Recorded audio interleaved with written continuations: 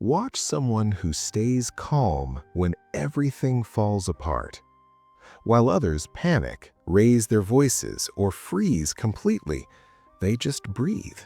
They think. They move through chaos like water flowing around rocks. It looks almost unnatural, like they have some secret the rest of us missed. But here's what most people get wrong about calm people. They think calmness means not feeling anything, that calm people are somehow cold, detached, or just born different. That's not it at all. Calm people feel everything. The stress, the pressure, the fear. They feel it just as much as anyone else. The difference is what happens next in their brain. Inside your skull, there's a tiny structure shaped like an almond. Scientists call it the amygdala. Think of it as your brain's alarm system. When something stressful happens, this alarm fires up instantly. It screams, "Danger!" It floods your body with stress chemicals.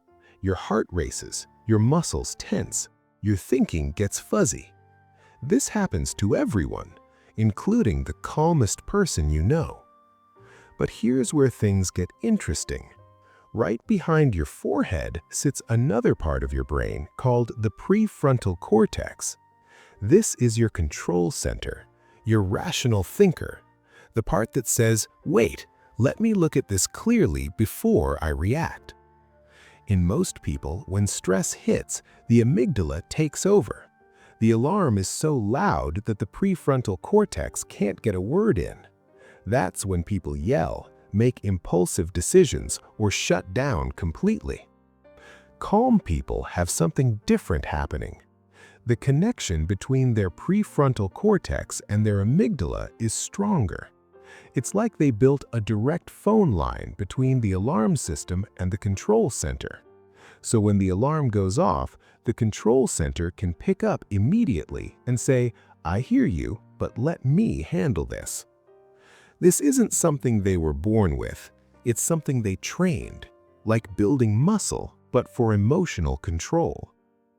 Watch how calm people actually behave. In a crisis, they pause, just for a second or two.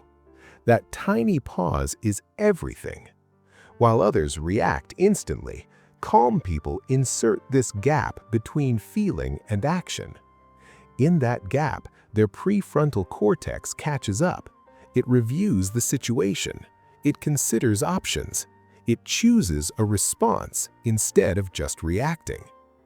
Psychologists call this emotional regulation. It's not about suppressing feelings or pretending everything is fine. It's about feeling the emotion fully, acknowledging it, then deciding how to respond rather than letting it decide for you. There's another thing happening too. Calm people have trained themselves to see stress differently. While most people see a stressful situation and think, "This is a threat, I'm in danger," calm people often think, "This is a challenge, let me figure it out." This might sound like just positive thinking, but it actually changes what happens in the brain. Scientists have found that when you view stress as a challenge instead of a threat, your body responds differently. Your blood vessels stay open instead of constricting. Your heart still beats fast, but it's pumping blood efficiently rather than panicking. Your brain stays sharper. Calm people also do something else that seems simple but is actually powerful. They focus on what they can control and let go of what they can't. Most stress comes from trying to control things that are outside our power. Calm people recognize this quickly. They ask themselves, "What part of this situation can I actually influence?" Then they put all their energy there and stop wasting it on the rest.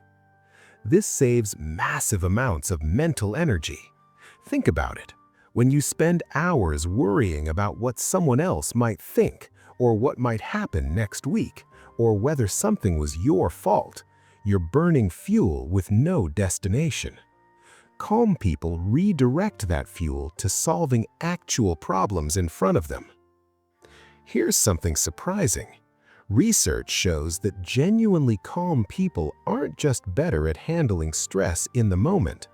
Their bodies actually produce less of the stress hormone cortisol over time. It's like their alarm system learned to stop screaming at every little thing. The alarm still works when needed, but it's not constantly going off for no reason. This happens because of something called neuroplasticity. Your brain physically changes based on how you use it. Every time a calm person chooses to pause instead of react, they strengthen certain neural pathways.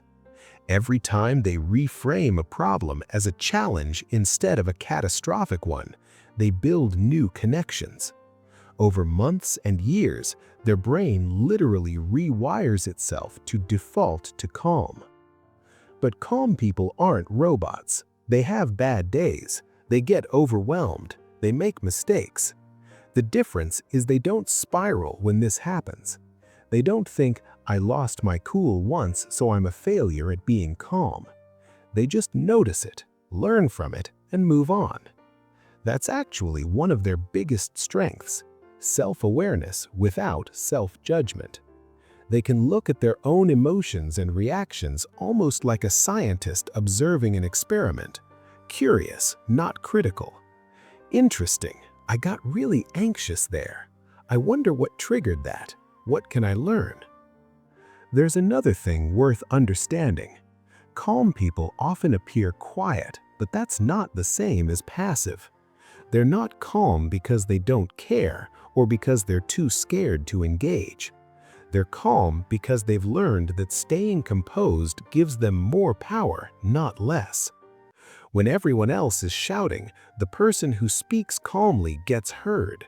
When everyone else is rushing to conclusions, the person who thinks first makes better decisions. When everyone panics, the person who stays steady becomes the one others turn to.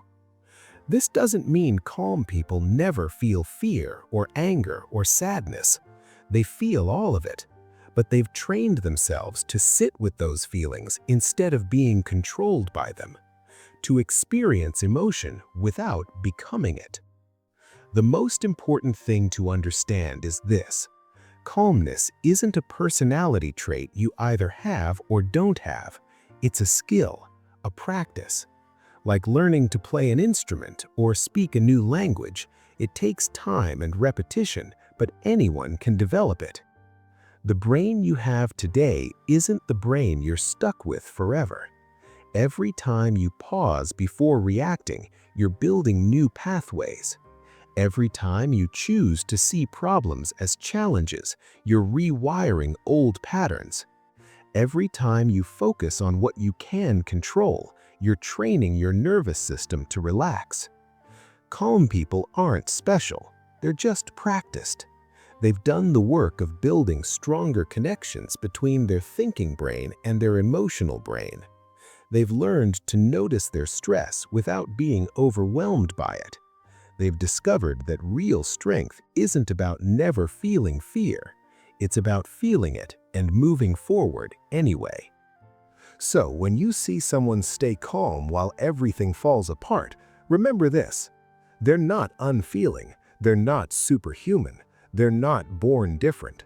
They just learned something powerful: that between stimulus and response, there's a space, and in that space lies freedom.